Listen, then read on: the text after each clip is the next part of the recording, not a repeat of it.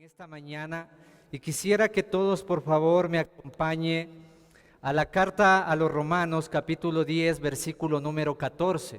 Si usted trajo su Biblia, vamos a abrir nuestras Biblias en el Nuevo Testamento, carta a los Romanos capítulo 10 versículo número 14. Y vamos a leer juntos entonces la palabra del Señor, que dice de esta manera. ¿Cuántos ya lo tienen? Diga un fuerte amén. Si usted no lo tiene, usted puede leer directamente desde la pantalla, pero lo más importante es que usted pueda leerlo desde su Biblia, pueda hacer sus anotaciones, pueda marcar. Y aquí en estos versículos dice la palabra del Señor: ¿cómo pues invocarán a aquel en el cual no han creído? ¿Y cómo creerán en aquel de quien no han oído? ¿Y cómo oirán sin haber quien les predique? Verso 15. ¿Y cómo predicarán si no fueren enviados? Como está escrito: cuán hermosos son los pies de los que anuncian la paz, de los que anuncian las buenas nuevas. Ahí donde usted está, acompáñeme en una breve oración. Señor, en esta mañana queremos agradecerte por esta palabra que estamos recibiendo en este momento. Estamos seguros que esta palabra nos va a transformar en cuanto a nuestra manera de pensar y nos va a desafiar también para hacer las cosas que tú nos has enviado a hacer, y es la evangelización. Así que te damos gracias en el nombre de Jesús. Amén y amén. Mis hermanos preciosos, he estado pensando mucho acerca de la obra que Dios ha encomendado a la iglesia. Y en los últimos tiempos se ha vuelto muy difícil la labor de evangelización. Y es que la pandemia no solamente pasó factura en cuanto a vida se refiere, sino que también sacó a la iglesia de alguna manera de ese lugar físico en el que nos encontrábamos. Y yo recuerdo una frase que nació en el tiempo de pandemia y que se quedó con nosotros. Aquí a la iglesia me refiero. Y es una iglesia en muchos lugares. Y entonces Dios comenzó a poner en nuestra mente que la iglesia somos nosotros y no como un concepto nuevo. Porque la iglesia definitivamente somos tú y soy yo también. ¿Cuántos dicen amén?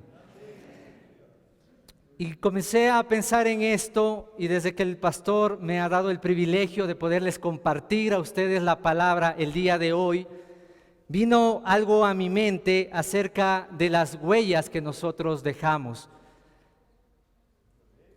Y cuando hablamos de huellas que nosotros dejamos, son marcas que podemos dejar.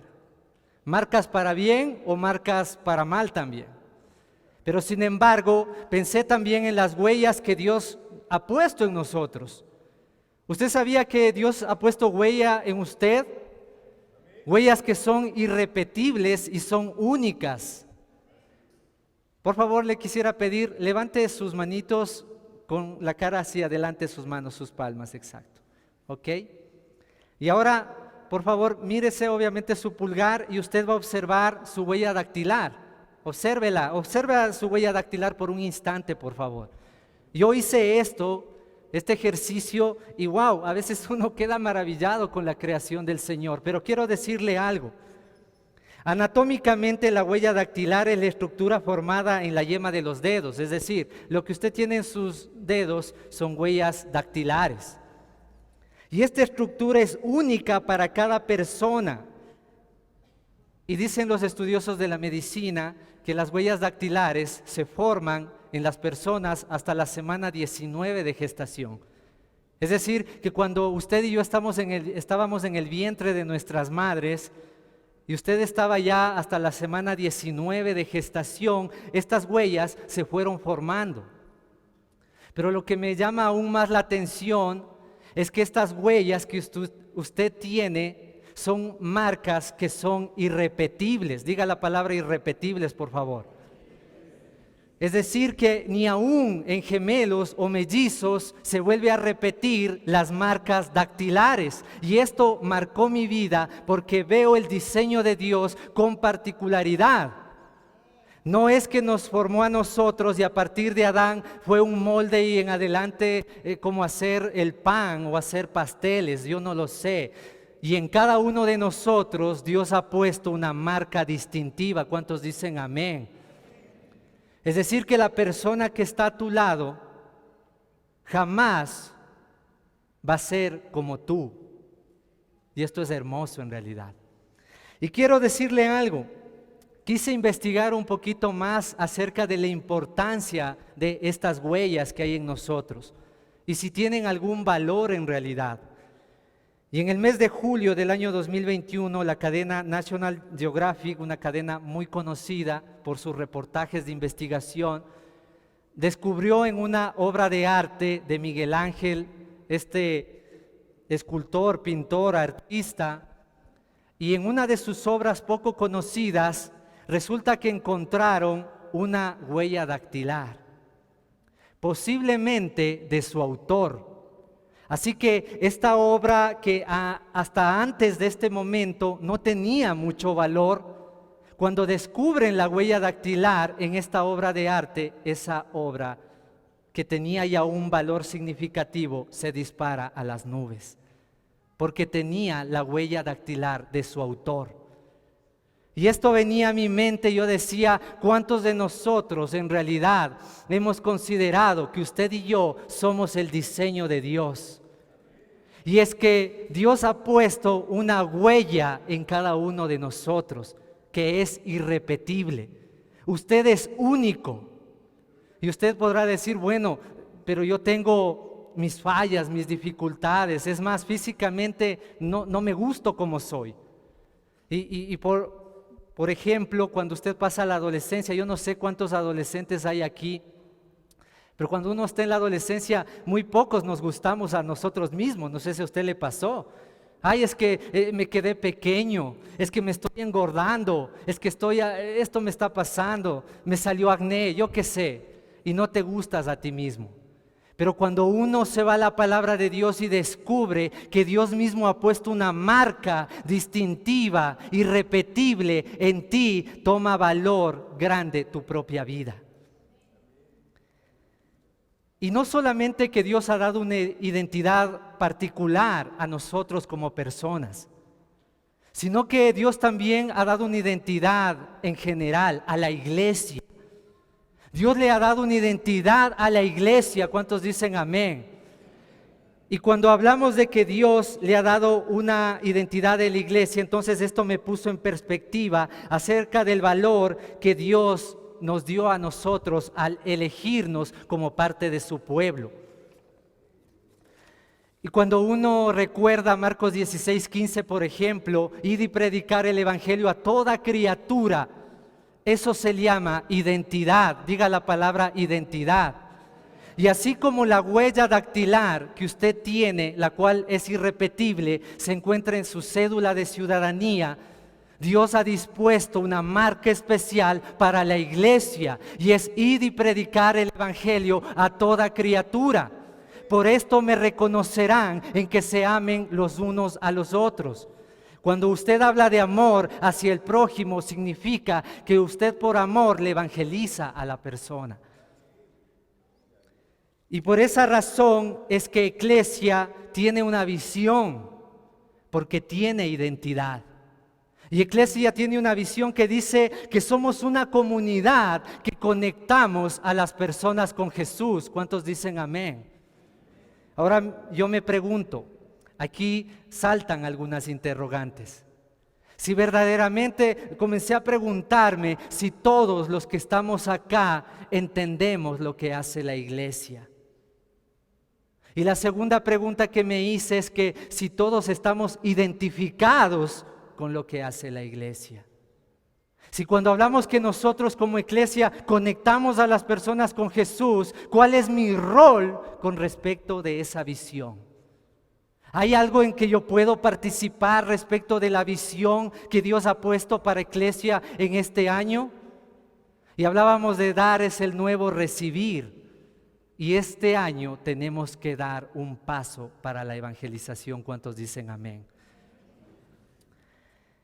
También consideré ¿Cuál era el personaje bíblico o la porción bíblica que estaba dándome Dios para poder explicar esto, que es como un fuego dentro de mí?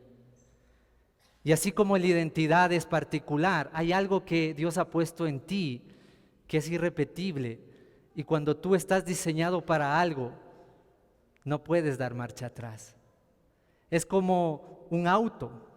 Un auto está creado y diseñado para movilizarse. Un auto de carreras está diseñado para ir a la máxima velocidad. Has descubierto para qué estás diseñado. Y dentro de este contexto de la visión general, todos nosotros estamos diseñados para predicar la palabra. Diga, predicar la palabra. Un concepto que parece que se quedó en la pandemia. Un concepto que parece ser que hoy en día, con toda la tecnología y las redes sociales, es de una manera más impersonal, porque a pesar que la tecnología te acerca y te brinda muchos privilegios, como conectarte con gente de otros lugares, de otros países, con un solo clic, también te aleja. Y quita la parte personal de la relación del día a día, de conversar con tu vecino, con tu compañero de trabajo, con tu amigo y decirle la palabra de Dios, predicarle el evangelio. Entonces este personaje que yo quiero hablarles es del apóstol Pablo, porque encontré que en el apóstol Pablo hay tres cosas o tres cualidades de las cuales yo quiero hablarles a ustedes y que encontré que están en la palabra de Dios.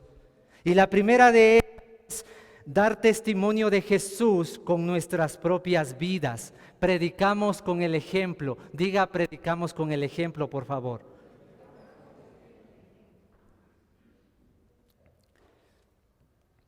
¿Cuántos de ustedes consideran que hoy mismo están predicando con su ejemplo? ¿Cuántos dicen amén? Mire lo que dice el libro de los Hechos, capítulo número 9, versículos 20 al 22. El libro de los Hechos, capítulo 9, versículos del 20 al 22. Dice la palabra de la siguiente manera. Enseguida predicaba a Cristo en las sinagogas, hablando del apóstol Pablo o de Saulo, diciendo que este era el Hijo de Dios, y todos los que le oían estaban atónitos y decían: ¿no es este el que asolaba en Jerusalén a los que invocaban este nombre? Y a eso vino acá, para llevarlos presos ante los principales sacerdotes. Pero Saulo mucho más se esforzaba y confundía a los judíos que moraban en Damasco, demostrando que Jesús era el Cristo.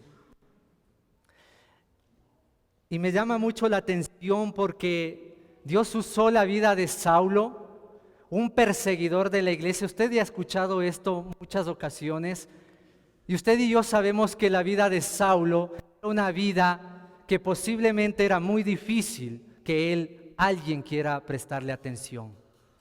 Cuando él fue a la predicación, cuando él se encontró con Jesucristo y él decide comenzar a predicar a Jesucristo, la gente no quería escuchar, porque había un bagaje, había una vida pasada que le estaba pasando factura. Y este convertido Saulo ahora, que sería llamado Pablo, se estaba enfrentando a uno de los desafíos más grandes de su vida, que se llamaba su vida pasada. ¿Cuántos de ustedes les ha resultado difícil predicar a una persona por tu antigua vida? Yo recuerdo cuando yo recibí a Cristo, fuego tremendo en mi corazón. Recuerdo que mi madre me decía, ya de una vez llévate tu cama, anda a la iglesia porque ahí vives. Y hacíamos esto y aquello, todo para la obra del Señor. Pero para mí era difícil predicarles a los que estaban dentro de mi casa, porque tenía una vida pasada. Tengo 2 hermanos menores y me costaba hablarles la palabra de Dios a ellos, a pesar que cuando Cristo tocó mi vida, le predicaba a todas las personas cuando me subía a los buses y la persona que estaba al lado mío, esa persona le tocaba escucharme. Cuando iba a cualquier lugar en el trabajo predicando la palabra de Dios, pero en mi casa me resultaba difícil, porque a ellos tenía que llegarles de una manera diferente. Y a ellos la manera que tenía que llegarles era predicarles con el ejemplo. No había otra manera. Ellos tenían que ver en mí un cambio significativo para que puedan prestar atención. Y Pablo le sucedió lo mismo. Por eso dice acá la palabra del Señor en el versículo 22, pero Saulo mucho más se esforzaba. Y hay muchas cosas que la Biblia no te da detalle, y esto me gusta mucho porque al menos a mí me gusta imaginar qué es lo que estaba sucediendo, qué es lo que Pablo estaba viviendo, qué es lo que a él se estaba enfrentando. Gente que posiblemente había perseguido para que mueran, mandaba sus ejércitos para que asole a los judíos, para que asole a los nuevos creyentes. Y los llevaban y los encarcelaban, y ahora él era el que tenía que predicarles. ¿Acaso alguno de ellos quería prestarle la atención a este nuevo convertido? Y mire que la palabra griega utilizada en este versículo 22 para esfuerzo es una palabra griega que dice endunamó, que significa, dentro de otras cosas, dar con más fuerza. Y es que tú y yo hay muchos momentos en la vida que no solamente necesitamos golpear una vez, sino posiblemente 2, 3, 4 y sin cansarse y seguir golpeando hasta que las personas puedan prestarte atención. Y en algún momento regresé a casa, como muchas veces, a visitar a mamá. Yo ya estaba casado, ya tenía una de mis hijas, y recuerdo que mi madre me dijo que me tenía una noticia, me tenía una sorpresa, si lo decimos así, y ella sacó de su cartera su certificado de bautizo en una iglesia cristiana evangélica. Finalmente, el predicar con el ejemplo estaba dando los frutos que queríamos. Y es lo que nosotros tenemos que hacer hoy en día. Yo me preguntaba si en algún momento con el pastor Pablito armamos una pequeña comisión y vamos a visitar a los hermanos en cada barrio, ¿no? En cada comunidad en donde vivan, en el conjunto habitacional donde tú vives. Pero no llegar a la puerta de la casa de los hermanos, ¿no? Sino ir donde el vecino y preguntar, ¿no? Preguntar, ¿conoce a tal persona? ¿Conoce a Juan? ¿Conoce a Carlos? ¿Conoce a Fernando? ¿Conoce a Wilson? Y de pronto yo me pregunto, ¿qué es lo que nos responderían? No, sí, claro, ¿cómo no lo voy a conocer? Este vecino es muy colaborador, es un vecino muy altruista, es muy generoso, es muy dadivoso, ayuda a la gente. O posiblemente nos dirían, esta persona que nunca saluda. Es esta vecina que nunca saluda, creo que piensa que es superior a nosotros. ¿Cómo te conoce la gente que está a tu alrededor? ¿Cómo podrías decir, tú estás predicando con el ejemplo? Si ahora mismo pudieras ir a ese lugar y pudieras predicar, ¿tú crees que ellos te escucharían por tu manera de vivir? Porque primero predicas con tu vida y de ahí abres la Biblia y puedes predicar un versículo. ¿Te prestarían atención? ¿O serías como Saulo, que te estás enfrentando a tu antigua vida? Y es ahí donde nosotros tenemos que poner más fuerza, como dice el versículo 22. Pero no te detengas, no te desanimes. Así como Saulo tuvo su antigua vida, todos nosotros hemos tenido una antigua vida. Un día recuerdo que me encontré con algún amigo en aquel tiempo, ¿no? Cuando yo no conocía a Cristo. Y cuando él me vio, él no me reconocía. Dice, oye, ¿cómo has cambiado? Nos saludamos, pudimos charlar unos minutos y yo le miraba a él parece que él se quedó en el tiempo. Parece que la vida para mi amigo se quedó ahí en el momento en que yo lo conocí, tal cual como yo lo recuerdo. Pero sin embargo, él en mí vio que el tiempo no se detuvo. Vio que el tiempo hizo algo y no era el tiempo, era que Cristo había transformado mi vida. Y llamó la atención. Tú tienes que llamar la atención que están de los que están a tu alrededor. Tú tienes que ser una persona que alguien quiera decir, yo quiero ser como Él. ¿Qué es lo que tú eres? ¿Qué haces? ¿A dónde vas? ¿Qué escuchas? Porque me llama la atención de tu manera de vivir y quisiera ser así también. La segunda cosa, el segundo aspecto que encontré en el apóstol Pablo es arriesgar. Diga la palabra arriesgar. Y vamos a abrir la Biblia en el libro de los Hechos, capítulo 14, versículo 19. Solamente quisiera decirle, los que han traído su Biblia, levante su Biblia, por favor. Amén, gloria a Dios, amén. Hago esto no para que piensen los que no traen su Biblia física, me refiero, porque hay muchos que ahora tienen su Biblia en el celular.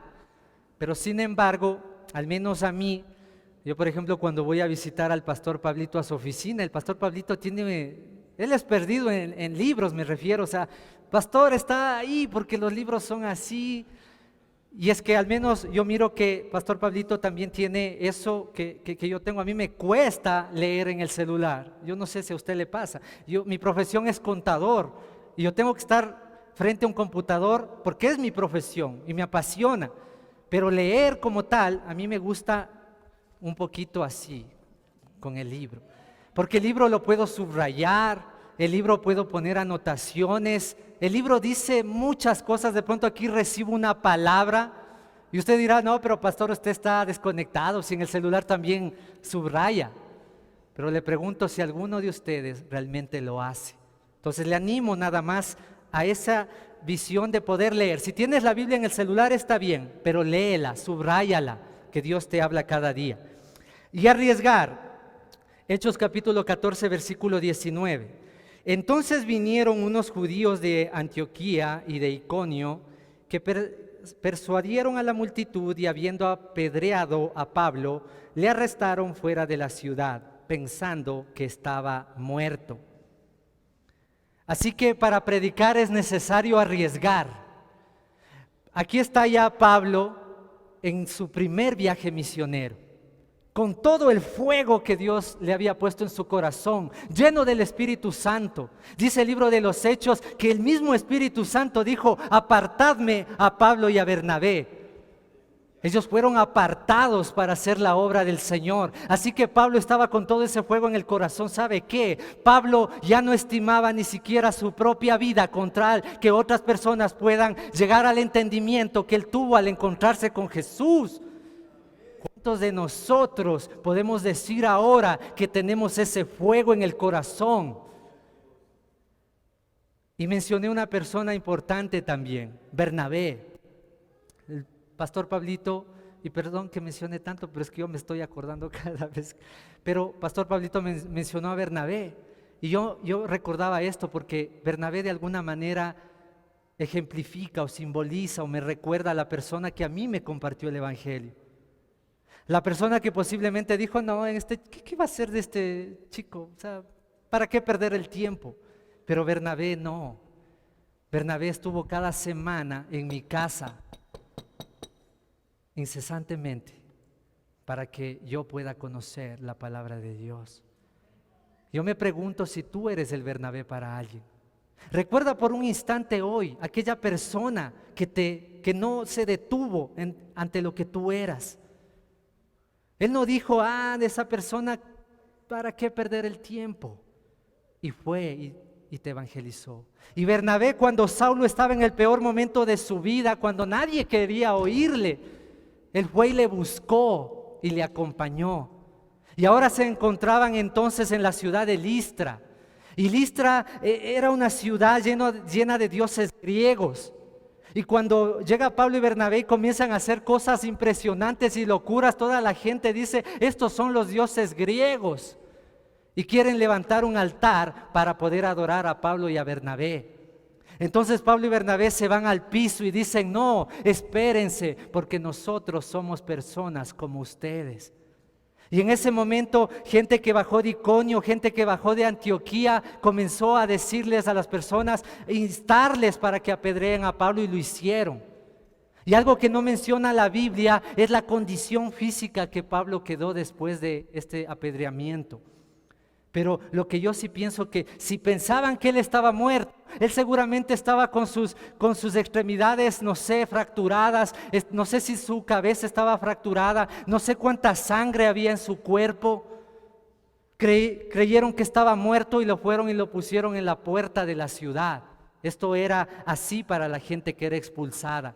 La gente que le apedreaban iban y le ponían en la puerta de la ciudad, ahí. Y entonces sus discípulos recogen a Pablo y él se recupera y sigue predicando la palabra de Dios. Yo le daba gracias a Dios porque recordé que estamos en un país en donde el predicar la palabra es libre. Yo no sé cuántos dicen amén y nos emocionamos por eso. No somos un país en lo cual tú tienes que andar guardado tu Biblia, escondida tu Biblia, reunirte en sótanos, porque posiblemente puedes ser encarcelado. Y no, aquí nosotros somos libres para predicar el Evangelio. Pero yo me pregunto, dale un fuerte aplauso al Señor. Pero yo me pregunto si esa libertad es buena. Y ojo con lo que voy a decir. No sé si aquí se quitaría la libertad de culto, se quitaría la libertad de predicar, si eso encendiera nuestros corazones para la predicación de la palabra. ¿Cuándo fue la última vez que fuiste en un autobús y el Espíritu Santo te dijo que le prediques a la persona que está al lado y tú no lo hiciste? Yo no sé si esa persona estaba necesitando tanto como tú que alguien se acerque y le diga que Cristo vive, que todo va a estar bien, que hay una esperanza. Y es ese fuego el que necesitamos. Es necesario arriesgar. Una de las principales dificultades del cristianismo de hoy, y por la cual la gente no predica y las nuevas generaciones ya no están predicando, es el temor a ser rechazado. Y ahí hay una equivocación grande. Y es que pensamos que cuando tú predicas el Evangelio, la gente te rechaza a ti. Hay mucha gente que te va a rechazar. Cuando tú lees las Escrituras, pensamos que el apóstol Pablo era toda una locura y la gente venía. No. Cuando él estuvo en Atenas, era un lugar de gente de un conocimiento amplio, filósofos. Y cuando él estaba ahí, en este lugar, y él predicaba, nadie le escuchó, se burlaron de él, este loco. ¿Qué nos viene a decir a nosotros? Nosotros que tenemos la ciencia, nosotros que tenemos las matemáticas, tenemos todo. ¿Quién eres tú para venirnos a enseñar a nosotros? No le fue bien en Atenas. Tan solo 2 personas se convirtieron en Atenas. Hay mucha gente que te puede rechazar, pero quiero decirle algo. No te están rechazando a ti, le están rechazando a Dios. Por lo tanto, tu obra es predicar el Evangelio, no sentirte rechazado. Cuando tú predicas, estás dando cumplimiento a lo que Dios nos ha enviado a hacer, que es predicar la palabra de Dios hasta que Él vuelva.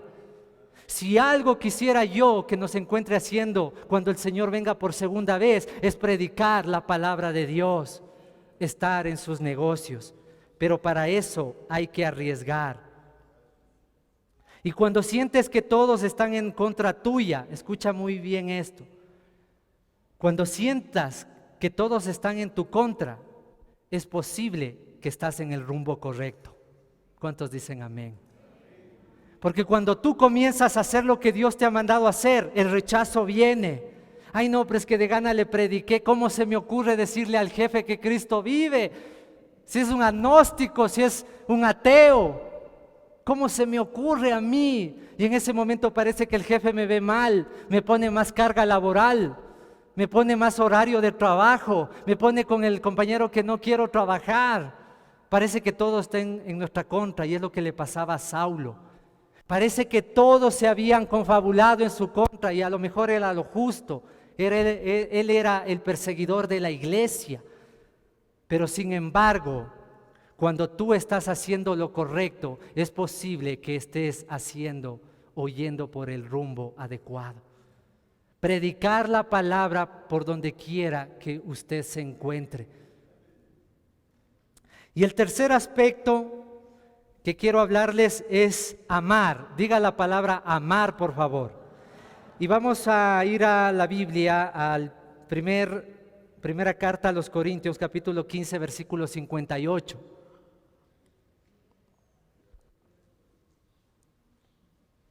Primera de Corintios, capítulo número 15, versículo número 58. Amar. Y la palabra del Señor dice así: así que, hermanos míos, amados, estad firmes y constantes, creciendo en la obra del Señor siempre, sabiendo que vuestro trabajo en el Señor no es en vano. Necesitamos amar la obra de Dios. Necesitamos amar lo que Dios nos ha mandado a hacer a usted y a mí. Identidad, la identidad de la iglesia, la huella dactilar de la iglesia es la evangelización. ¿Cuántos dicen amén? Me pregunto si nuestra huella está visible. Parece ser que las cuestiones que han pasado a través de los años han ido lastimando. Yo hace algún tiempo me corté un poco aquí en la parte donde es la huella dactilar y me di cuenta que luego de haberme herido un poco ahí, como es normal, ¿no es cierto?, del cuerpo, el lograr cicatrizar, hacer algo nuevo, pero las huellas estaban ahí. Esto es impresionante. La obra de evangelización nunca se va a detener, hermanos. La obra de evangelización nunca se va a detener porque no es nuestra obra, sino la de Dios. Cuando amas lo que haces, eso te dará un alto nivel de compromiso. Cuando amas lo que haces, eso te da un alto nivel de compromiso. ¿Cuán comprometido estás tú ahora con la predicación? Y yo te hice algunas preguntas al inicio de este mensaje. Y era, ¿cuándo fue la última vez que usted compartió la palabra a otra persona? ¿Cuándo fue la última vez que cuando usted estaba en una unidad de transporte, en un bus, en un taxi, de pronto le compartiste la palabra de Dios a esa persona? Y hay muchas personas, y quiero hablarte ya para finalizar esta última parte que creo es muy importante, la motivación, los motivos que tiene la iglesia para evangelizar. Hay muchas personas, alguna persona alguna vez dijo: pastor, pero lo que pasa es que sí, hay que exteriorizarnos y no solamente tenemos que estar aquí nosotros. Por eso yo acepto las invitaciones de mis amigos cuando hacen una parrillada, cuando hacen una reunión, un cumpleaños, cuando hay una reunión familiar. Yo soy el primero que estoy ahí. Digo: wow, te felicito, muy bien. Pero le pregunto, ¿cuál es tu motivación? Tu motivación de estar en ese lugar es predicarles la palabra de Dios. Porque si tu motivación es únicamente pasarla bien con la gente que te hace sentir bien, eso no es identidad, eso no es ir en lo que Dios nos ha enviado a hacer. Si luego de pasar un tiempo de cumpleaños con tus amigos, con tus amigas, llegaste a tu casa y te diste cuenta que nunca les hablaste nada de la palabra, a pesar que uno de ellos abrió su corazón y dijo que estaba en tiempos de dificultad, a lo mejor en su matrimonio, en su casa, o estaba pasando por un momento de enfermedad, pero nunca le hablaste la palabra del Señor, entonces tu motivación no es la evangelización. Tu motivación no es la identidad de la iglesia. Tu motivación no es predicar la palabra. Tu motivación es cualquier otra cosa menos eso. Por eso en esta mañana yo quiero invitarle a que reflexionemos en la forma de hacer iglesia hoy en día. Yo sé que hay mucha gente a tu alrededor que necesita escuchar el Evangelio. Y yo sé que tú también lo sabes. Pero ha llegado un conformismo.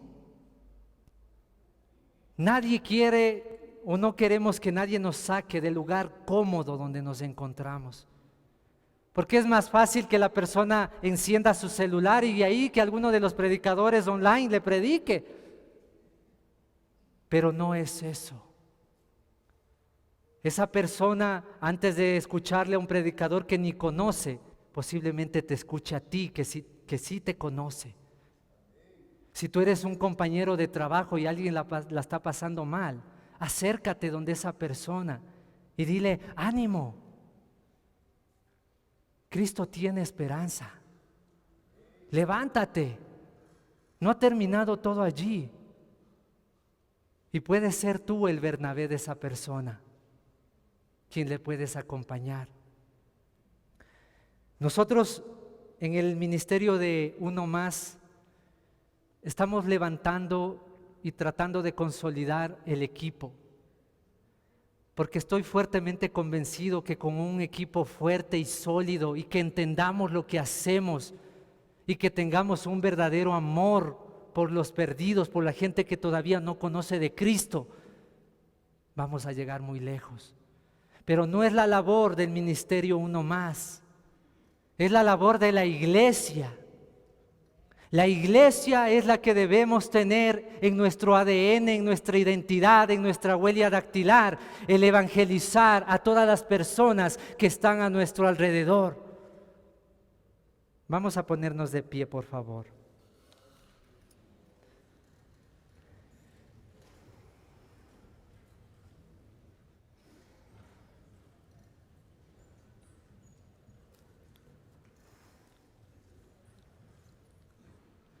Como creyentes debemos saber que tenemos una identidad especial en Dios.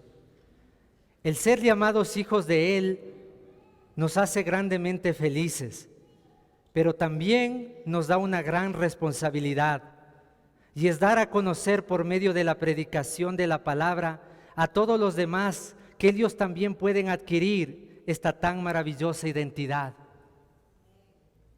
En nuestras vidas diarias debemos vivirla con la identidad de hijos de Dios. Y esto nos ayudará a dar testimonio de Él con nuestras propias vidas, predicar con el ejemplo, a arriesgar si es necesario para que otros también adquieran esta identidad y amar lo que hacemos. Y solamente ahí entenderemos que somos una iglesia que conectamos a las personas con Jesús. Y ahí donde ustedes están, amados hermanos y hermanas, yo quiero pedirles algo en esta mañana. Somos una iglesia de alrededor de unas 250, 300 personas. Y yo recuerdo a David, cuando David fue llamado, fue ungido para que él sea el rey de Israel. Pasaron alrededor de 15 años hasta que finalmente él vio lo que le había dicho algún momento el profeta Samuel. Y un momento en su vida él se encontraba con todas las personas que nadie quería en la sociedad, endeudados, criminales, personas despojadas de su identidad, estaban en una cueva. Pero fue este espacio y este lugar y ese pequeño grupo de personas que Dios usó para hacer grandes conquistas. Y hoy estamos aquí cerca de 250, casi 300 personas, con las cuales el Señor también quiere hacer grandes conquistas. Pero cada uno de ustedes es importante para la obra de evangelización. No se dice David y los que lo acompañaban. No se dice David y los otros. Se dice David, los 40 valientes de David. Y yo me pregunto en esta mañana, ¿cuántos valientes hay en Iglesia? Cerca de 250 valientes dispuestos a dar todo de sí para predicar con el ejemplo. Y eso implica dar un mayor esfuerzo, a arriesgar, a que sea rechazado, pero no tú. Y también a amar verdaderamente a los que no conocen todavía del Señor. Cada vez que culminamos un mensaje, normalmente los días domingos, preguntamos si hay alguien que ha venido por primera vez. Hay mucha gente que levanta sus manos. Luego el pastor dice, hay alguien que quisiera recibir a Cristo en su corazón. Y hay muchos también que alzan sus manos y vienen acá. Y el pastor les ayuda a orar. Ellos reciben a Cristo en su corazón. Pero hay algo que yo me he dado cuenta. Nosotros como ministerio nomás estamos tras de ellos y luego salimos al hall y les damos un abrazo y les decimos qué bueno, es la mejor decisión que has podido tomar en tu vida, pero no te detengas, que esto no sea solamente un momento, una emoción, sino que Cristo realmente transforme tu vida. Pero cuando volvemos a salir, al final, cuando toda la iglesia ya comienza a salir, muy pocas personas yo miro que se acercan a estas personas y le dan un abrazo o le dan una palabra de aliento o le dicen sigue adelante, dale, no te detengas. Y ahí revela mi corazón que el amor de muchos se ha enfriado. Y es un llamado de Dios a la iglesia. Esto no es obra de los pastores solamente. Esto no es obra de los líderes únicamente. Esto no es obra de los maestros de escuela de discipulado. Esto es una obra de toda la iglesia. Cada semana tú y yo deberíamos llegar con alguien a la iglesia, a la casa del Señor, para que Él sea glorificado. Por eso yo le he pedido al pastor que me permita hacer algo diferente en esta mañana. Y él ha accedido y le doy gracias a Dios por eso. Y yo quiero que cada uno de ustedes pongan en su mente el nombre de una persona, una sola persona. Cierre sus ojos donde usted está en este momento. Yo le dije, cuando yo llegué a este lugar, yo sentí una fuerte presencia del Espíritu Santo. Una fuerte presencia del Espíritu Santo. No te quedes con tus ojos abiertos, ciérralo, porque posiblemente el nombre que Dios vaya a poner en tu corazón, a lo mejor para ti no tiene mucho significado en este momento, pero para la gente que Dios va a poner el nombre en tu corazón, le significa entrar a una vida nueva de libertad en Cristo Jesús. Y si es tu cónyuge, pon el nombre de él en tu mente ahora, si eso es lo que Dios te está poniendo. Si es tu esposo o tu esposa, si es alguno de tus hijos que tal vez se descarrió, ponle en tu mente con nombre y apellido. Si es algún compañero de trabajo que sabes que está pasando por momentos de dificultad y necesito y más que nunca un Bernabé que le acompañe, un Bernabé que esté dispuesto a arriesgar, un Bernabé que esté dispuesto a dar, para que él también conozca de Cristo. Ponle en tu mente. Si es un amigo o una amiga con el que disfrutas mucho estar, con esa persona has pasado muchas cosas, pero quiero decirte algo: si tú no le hablas de Cristo y él muere, esa persona no estará en el reino de los cielos. Y déjame decirte algo, tú tenías la responsabilidad de hablarle la palabra de Dios. Si es un amigo, ponle en tu mente. Si es tu jefe o tu jefa, ponle en tu mente. Pero tú dirás, es que esa persona, ¿qué me va a escuchar a mí? Si esa persona es la que tiene dinero, es dueño de la empresa, tiene carros, tiene posesiones, ¿qué puedo decirle yo? Ve como Felipe cuando se encontró con el etíope. El etíope era una persona con suma autoridad, con grandes posesiones. Y sin embargo Felipe no tenía nada, pero le dijo: ¿entiendes lo que lees? Y cuando él escuchó esto, el etíope le invitó a que suba a su carruaje. Grandes puertas va a abrir el Señor para los que están dispuestos a dar y arriesgar y amar a los perdidos. Y en esta mañana, entonces yo te pido que tú pongas un nombre de esa persona en tu mente. Y vamos a orar. Vamos a orar. Pero yo quiero decirte algo. No pasará nada. No pasará nada si tú no actúas.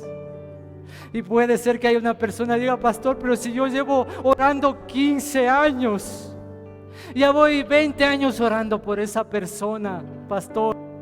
Pues yo quiero decirte de parte del Señor que está bien que hayas orado 15, 20 años. Ahora levántate y abre tu boca y predícale el evangelio, porque no hay otra manera.